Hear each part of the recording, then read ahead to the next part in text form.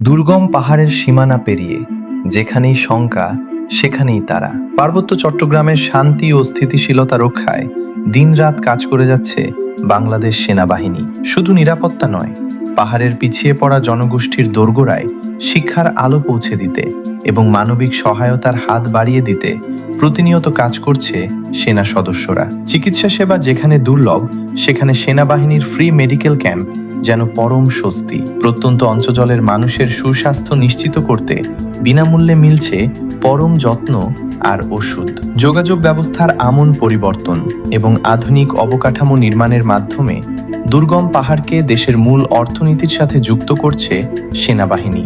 আজ পাহাড়ের প্রতিটি সংকটে, প্রতিটি সম্ভাবনায় পাশে রয়েছে বাংলাদেশ সেনাবাহিনী। তাই তো স্থানীয় পাহাড়িদের কাছে বাংলাদেশ সেনাবাহিনী আজ শুধু একটি বাহিনী নয়, এক গভীর আস্থার প্রতীক।